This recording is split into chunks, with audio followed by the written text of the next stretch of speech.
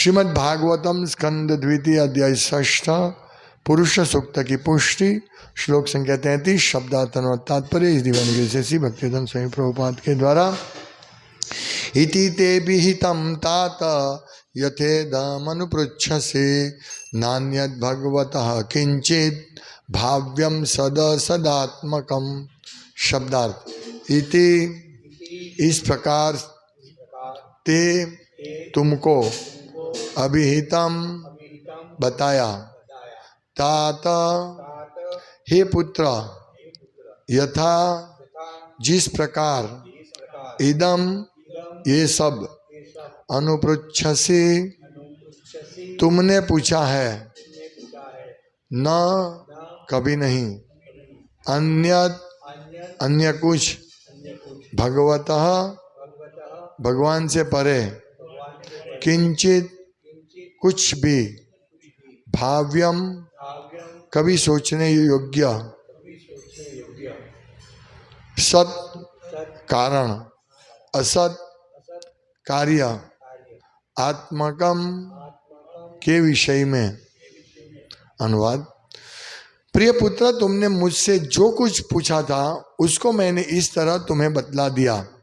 तुम यह निश्चित जानो कि जो कुछ भी यहाँ है चाहे वह कारण हो या कार्य दोनों ही आध्यात्मिक तथा भौतिक जगतों में वह पूर्ण पुरुषोत्तम भगवान पर आश्रित है। तात्पर्य भगवान की शक्तियों का प्राकट्य चाहे भौतिक जगत में हो या आध्यात्मिक जगत में पहले तो कारण रूप में कार्यशील होता है और गतिमान बनता है और फिर कार्य रूप में सामने आता है, किंतु मूल कारण तो पूर्ण पुरुषोत्तम भगवान है। मूल कारण के कार्य ही अन्य कार्यों के कारण बनते हैं और इस तरह प्रत्येक वस्तु चाहे वह स्थायी हो या अस्थायी कारण कार्य के रूप में कार्य करती है। और चूंकि भगवान सभी पुरुषों तथा शक्तियों के आदि कारण है अतएव वे समस्त कारणों के कारण कहलाते हैं, जिसकी पुष्टि ब्रह्म संहिता तथा भगवद गीता दोनों में हुई है। ब्रह्म संहिता के 5वें अध्याय के प्रथम श्लोक पुष्टि करता है कि ईश्वर परम कृष्ण सच्चिदानंद विग्रह अनादिरादिर गोविंद सर्व कारण कारणम। तथा भगवद गीता 10वें अध्याय के 8वें श्लोक में भी कहा गया है अहम सर्वस्य प्रभवो मत्तः सर्वं प्रवर्तते इति मत्वा भजन्ते माम बूढ़ा भाव समान्विता। अतएव यदि कारण विग्रह है जो साकार है और निर्विशेष आध्यात्मिक तेज ब्रह्म ज्योति भी परम ब्रह्म अर्थात भगवान कृष्ण का प्रभाव है। ब्रह्मणो ही प्रतिष्ठाहम। ओम ज्ञानतिमिरान्धस्य ज्ञानंजन शलाकया चक्षुरुन्मीलितं येन तस्मै श्री गुरुवे नमः। श्री चैतन्य मनोभीष्टं स्थापितं येन भूतले स्वयं रूप कदा मह्यं ददाति स्वपदान्तिकं वन्देऽहं श्रीगुरु श्रीयुतपदकमलं श्रीगुरुन् वैष्णवांश्च श्रीरूपं साग्रजातं सहगण रघुनाथान्वितं तं सजीवं साद्वैतं सावधूतं परिजन सहितं कृष्ण चैतन्य देवं श्री राधा कृष्ण पादान् सहगण ललिता श्री विशाखान्वितांश्च। हे कृष्ण करुणा सिंधु दीनबंधो जगतपते गोपेश गोपिका कांत राधा कांत नमस्तुते। तप्त कांचन गौरांगी राधे वृंदावनेश्वरी वृषभानुसुते देव प्रणमामि हरिप्रिये। वांछा कल्पतरुभ्यश्च कृपा सिंधुभ्यैव च पतितानां पावनेभ्यो वैष्णव्यो नमो नमः। श्री कृष्ण चैतन्य प्रभु नित्यानंद श्री अद्वैत गदाधर शिवासादि गौर भक्तवृंद। हरे कृष्णा कृष्णा कृष्णा हरे हरे हरे राम राम राम हरे हरे। हरे कृष्णा। ब्रह्मा जी सब समझाने के बाद अभी नारद जी को कहते हैं कि देखिए जो तुमने मुझे पूछा उसका मैं एकदम स्पष्ट जवाब दे दिया और तुमको जो भी चीज दिखती है यहाँ आध्यात्मिक भौतिक जगत में कोई भी कारण हो या कार्य ये सब कुछ पूर्ण पुरुषोत्तम भगवान पर आश्रित है। ये नान्यत भगवतः न अन्यत भगवतः यानी अन्य कुछ भगवान से परे नहीं है। नान्यत भगवतः किंचित किंचित किंचित भाव्यम, कुछ भी जो भी तुमको दिखना है, कारण और कार्य, ये दोनों भगवान के अलावा कुछ नहीं है। तो ये बता दिया। मतलब नारद मुनि ने पृच्छा की थी कि मुझे ऐसा प्रतीत होता है कि आप सर्जन करते हैं, लेकिन आप सर्जन नहीं करते हैं, आपके ऊपर भी कोई है ऐसा मुझे लगता है। तब ब्रह्मा जी पूरा समझाते कि इस प्रकार से है, उनका जन्म हुआ और फिर वे विष्णु भगवान के लिए यज्ञ करते हैं, आखिर वो और भगवान विष्णु ही थे। तो ये पूरा समझाने के बाद अभी बोलते हैं कि इति ते अभिहितम तात, अभिहितम यानी जो तुमने पूछा, तुमको जो अभी बताया, इति ते अभिहितम, अभी जो तुमने पूछा कि यथेदम अनुपृच्छसि, तुमने जो योग्य पृच्छा की वो अभी मैंने सब कुछ अभिहितम तुमको बता दिया। मतलब मैं कारण नहीं हूं। यहां क्या लिखा है कि चाहे वह कारण हो या कार्य, कारण कौन है? सर्व कारण कारणम कृष्ण। ये पूरा ब्रह्मा जी स्पष्ट कर देते हैं। यानी विश्व के प्रथम जी स्पष्ट कहते हैं कि मैं कारण नहीं हूं, मैं तो कार्य हूं, कारण मूल भगवान है। तो ये जगत में भगवान की शक्तियों का प्राकट्य चाहे भौतिक जगत में हो या आध्यात्मिक जगत में है, पहले तो कारण रूप में कार्यशील होता है, फिर गतिमान बनते हैं और फिर कार्य रूप में सामने आता है। तो कारण और कार्य क्या है? कार्य यानी हमें दिखता है, जैसे नारद मुनि को दिखा कि ब्रह्मा जी कार्य कर रहे हैं, वो कार्य। और उनका मूल क्या है? कार्य, कोई भी कार्य का मूल कारण होता है, क्योंकि कारण में से ही कार्य निकलता है। तो वो कारण सत है, इसलिए इधर सत कारण। तो कारण को सत कहा गया है। मतलब हमें मूल, कोई भी चीज देखते हैं उसका मूल कारण क्या है। ये पंखा घूम रहा है, ये कार्य हो रहा है, हवा फेंकना पंखे का कार्य हो रहा है, ये कार्य, हमको कार्य दिखता है, लेकिन इसका मूल कारण क्या है? ये कारण है सप्लाई, इलेक्ट्रिक सप्लाई, है ना। तो पंखे का कारण क्या है? Electric supply, mechanism. और इलेक्ट्रिक सप्लाई कारण है, लेकिन उसका कार्य क्या है? अरे यहां पंखे के लिए इलेक्ट्रिक सप्लाई कारण है, पंखा कार्य है, पंखा हवा फेंकता है। अब ये जो इलेक्ट्रिक सप्लाई है वो कारण है अभी इस पंखे के रूप में, पंखे के उदाहरण में, लेकिन वो भी कार्य बन जाएगा। उसका मूल इलेक्ट्रिसिटी आती कहां से है? पानी में से, कोयले में से, टरबाइन में से। तो कार्य क्या है? इलेक्ट्रिसिटी, और उसका कारण क्या है? पानी। समझे ना? तो इसी प्रकार कारण और कार्य समझना है। मूल कारण है जिसकी वजह से कार्य दिखता है, और एक कार्य किसी और का कारण हो सकता है।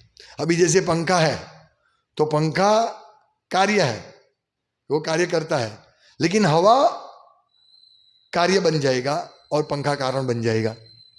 समझ में आ रहा है? हाँ, हवा अभी कार्य हुआ और पंखा कारण हुआ। हवा का कार्य, हवा है, हमको हवा मिल रही, इसका कारण क्या है? पंखा।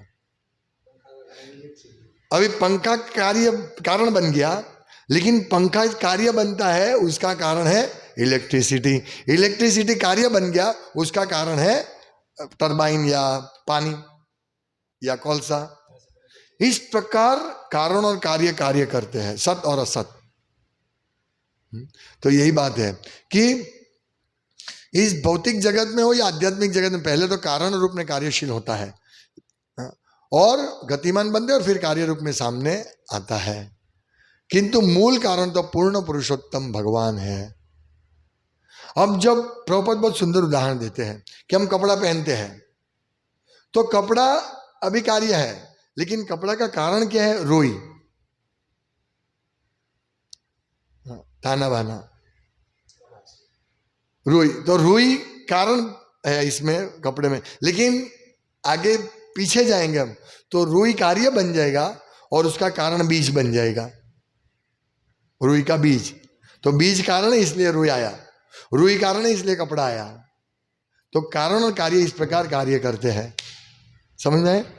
तो मूल जब जाएंगे बीज, तो बीज रोपा, पर बीज आया कहां से? कोई और फूल में से आया या फल में से आया, तो फल कारण हो गया, बीज कार्य। फल आया कहां से? पेड़ में से आया। तो इस प्रकार जाएंगे तो मूल कहां हम जाएंगे? मूल जाएंगे कृष्ण पे। यहां क्या है? सर्व कारण कारणम, बस सभी कारण उसका वो कारण है, वो कार्य नहीं है, क्योंकि वो सबको कारण के कारण है। जो भी इस जगत में जो भी कारण हमको दिखेगा, इलेक्ट्रिसिटी के रूप में, पानी के रूप में, या जो भी कार्य दिखेगा, उसका मूल कौन है? कारण भगवान। तो वो कारण बनते हैं सभी चीज के लिए। इसीलिए यहां लिखा है कि मूल कारण के कार्य ही अन्य कार्यों के कारण बनते हैं, और इस तरह प्रत्येक वस्तु, चाहे वो स्थायी हो या अस्थायी, कारण कार्य रूप में कार्य करती है। परमानेंट हो, स्थायी या अस्थायी, ये दोनों कार्य और कारण रूप में कार्य करती है।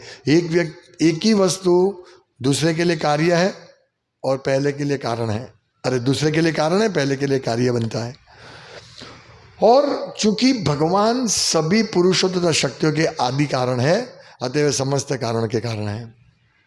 यानी सब कुछ भगवान कृष्ण के ऊपर आश्रित है, सब कुछ आश्रित है, उनका कोई कारण नहीं है। वो सबके कारण है, उनका कोई कारण नहीं है। कभी कभी ऐसे मूर्ख लोग पूछते हैं कि ठीक है, आप बोलते हो कि भगवान कृष्ण है, हाँ, ये सब चीज भगवान ने बनाई है और भगवान कृष्ण है, ठीक है, लेकिन भगवान का कारण क्या? भगवान कहां से आए? ऐसे में जब शुरुआत में नया नया था तो मुझे प्रश्न पूछा गया था कि ठीक है, तुम बात करते हो कि भाई सब कुछ भगवान में चाहते हैं, तो भगवान को भी किसी ने बनाया होगा ना?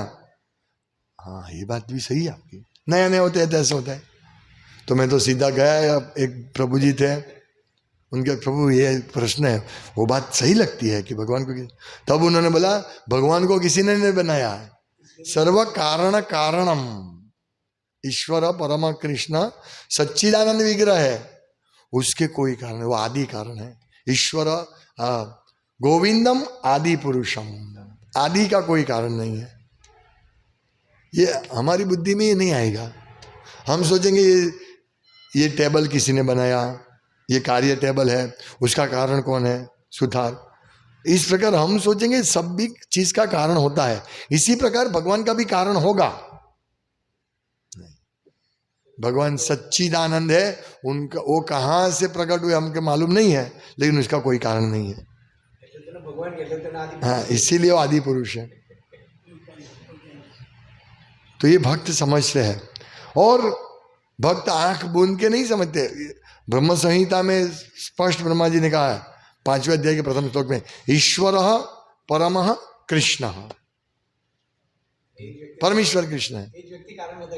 हाँ, और वो बोलते हैं, अभी समझिए कि हम कारण के पास जाएंगे, देखेंगे भाई इसका कार्य के पास जाएंगे, बोलेंगे इसका कारण क्या है।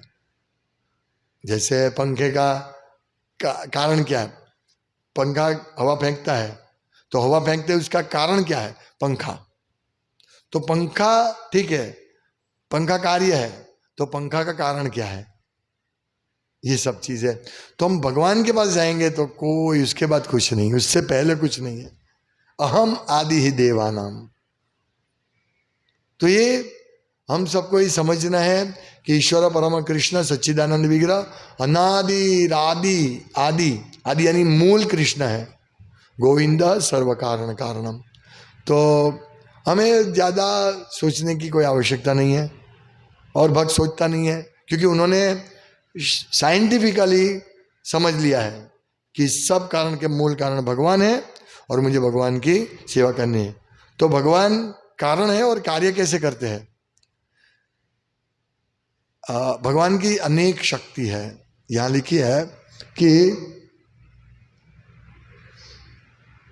हाँ, भगवान की शक्तियों का प्राकट्य चाहे भौतिक जगत में हो, आध्यात्मिक जगत में, वो कारण रूप में कार्यशील होते हैं। तो ये सब चीज भगवान की शक्ति का प्रागट्य, मूल कारण है भगवान की शक्ति। सब चीज के पीछे मूल कारण, भगवान सब जगह से इंफॉर्मेशन प्राप्त करते हैं, सब जगह का संचालन करते हैं। उसका मूल कारण क्या है? भगवान की शक्ति। और भगवान की शक्ति का कारण क्या है? भगवान। भगवान होंगे तो उनकी शक्ति होगी ना। हमने ऐसे तो कहीं नहीं देखा है कि बिना शक्ति, मतलब बिना शक्तिमान शक्ति हो। ये तो सामान्य बच्चे को भी मालूम है कि यदि कहीं शक्ति दिखती है तो इसके पीछे शक्तिमान होता है। शक्तिमान के बिना शक्ति कैसे हो सकती है? कोई भी चीज में हमें दिखेगा नहीं कभी कभी। जैसे बहुत बड़ी कंपनी है, उसका मैनेजिंग डायरेक्टर है और उस कंपनी में पटावाला है, तो मैनेजिंग डायरेक्टर को पटावाला डायरेक्ट कभी नहीं मिला होगा। लेकिन मिला है कि नहीं मिला है, लेकिन पूरा उसको सैलरी मिलता है, उसको जो भी कार्य करता है वो सबका कंट्रोल कौन करते हैं? डायरेक्टर, मेन सीईओ, मालिक, मेन मालिक। चाहे उसने देखा नहीं हो तो भी उसको टाइम टू टाइम पगार मिल जाएगा। अच्छा काम किया उसको रिवॉर्ड मिलेगा, बुरा काम करेगा तो डांट मिलेगी। सिमिलरली इसी प्रकार जैसे एक पट्टा वाला बड़ी कंपनी में मालिक को जानता नहीं है, पर वो अनुभूति करता है कि देखो मुझे पगार मिल रहा है, वो मालिक ही देता है। मालिक मैनेजर को बोलेगा या मालिक एमडी को बोलेगा, एमडी मैनेजर को बोलेगा, मैनेजर पियून क्लर्क को बोलेगा और क्लर्क पगार करेगा या कैशियर पगार करेगा। तो ये मूल कारण कौन है? मालिक। और इस आध्यात्मिक और भौतिक जगत में जितनी भी शक्तियां हैं वो शक्ति कारण रूप में कार्यशील होती है और फिर कार्य रूप में सामने आती है। हमको सब कुछ दिखता है, जैसे फूल है तो फूल भगवान की शक्ति से है, अभी कार्य रूप में आया, वो कार्य बना। तो इसी प्रकार मतलब फूल कार्य है तो इसका कारण कौन है? कृष्णा।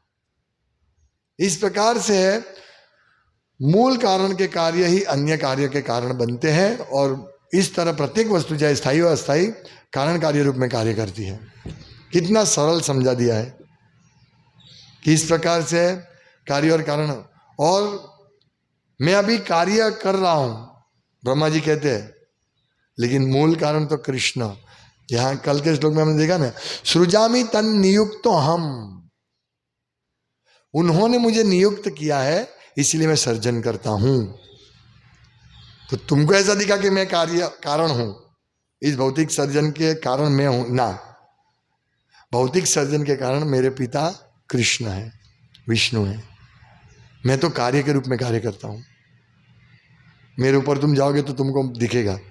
और कोई चीटिंगबाजी नहीं ब्रह्मा जी द्वारा, क्योंकि नारद मुनि इतने महान संत वो आए, हाँ मुझे लगता है आप ही ब्रह्मांड के सर्जन करते हैं।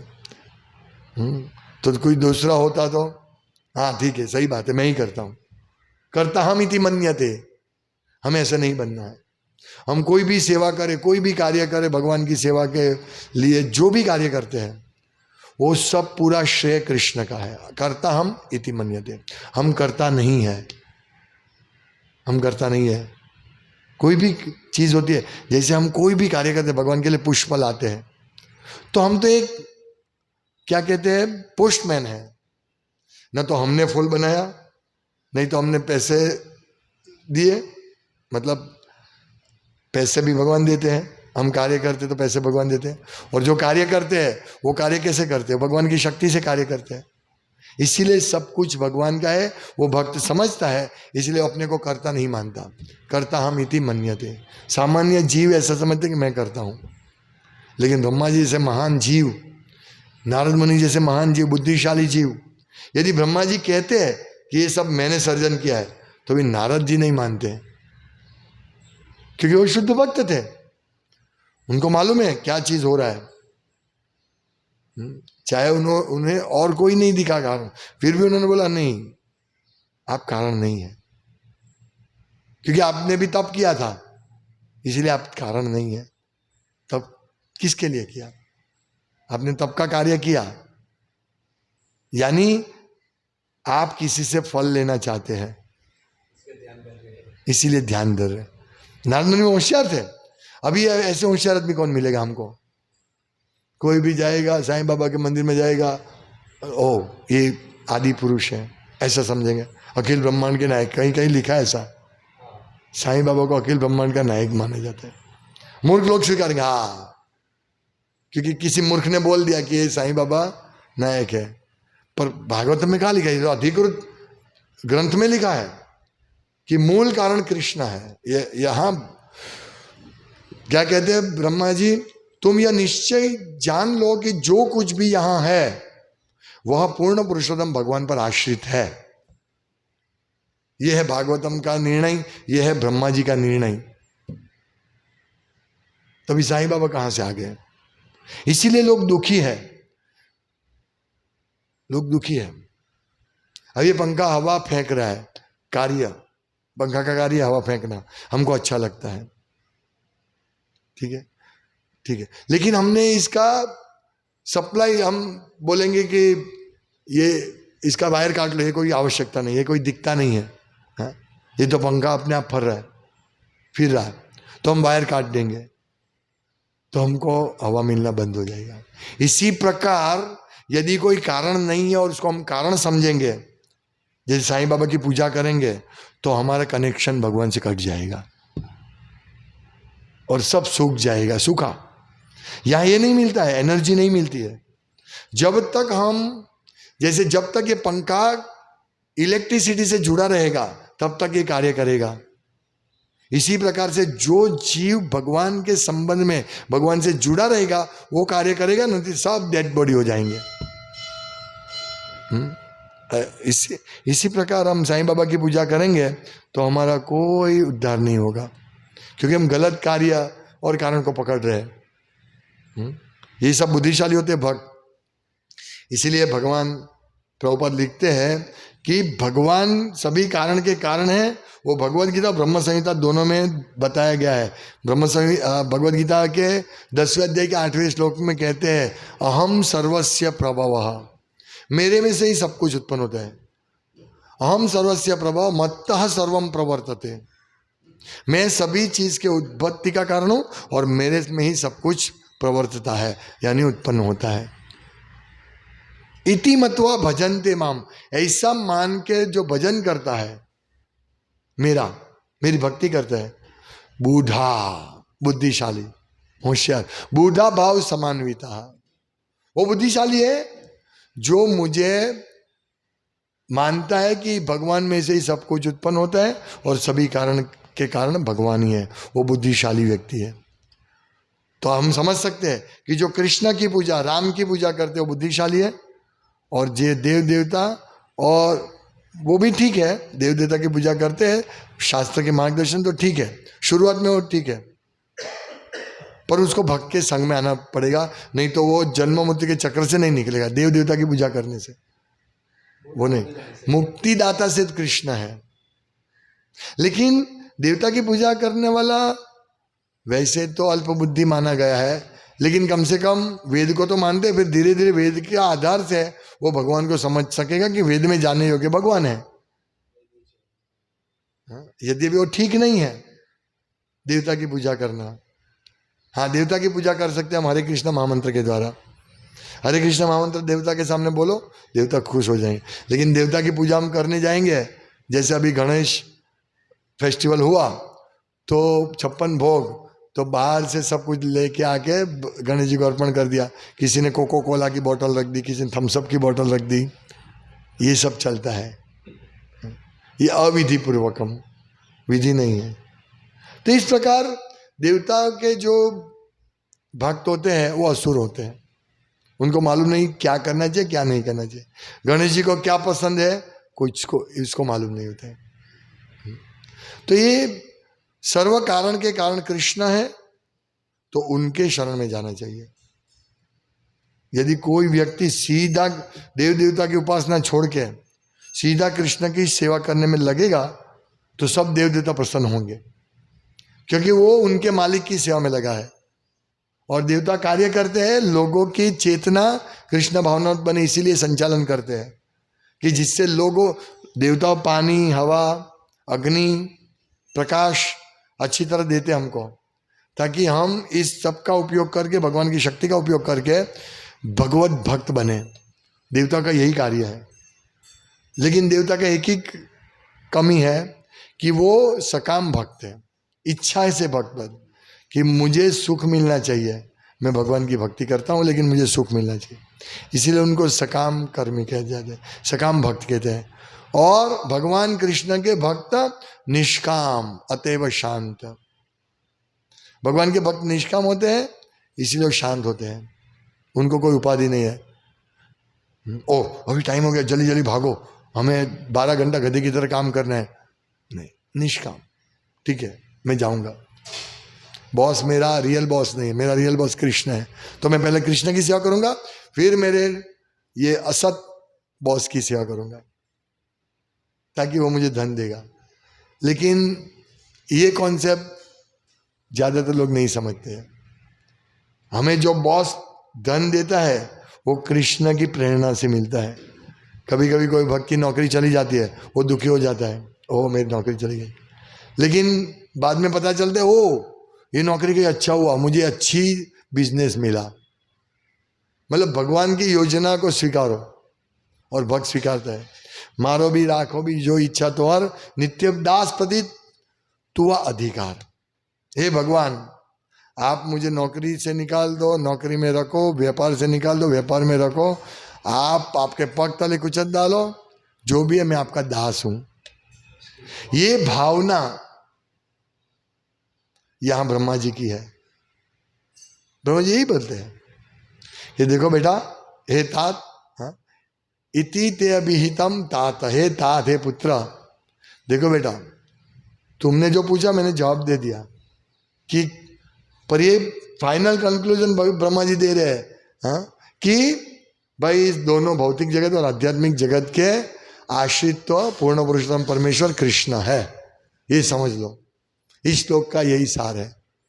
और यह लिखा बुधा भाव समान्विता, तो बुद्धिशाली व्यक्ति आते हैं। और ये जो निराकार भगवान के निराकार रूप को, अंग कांति को जो भी बचते हैं, वो वास्तव में अविधि, मतलब वो प्रॉपर रास्ता नहीं है।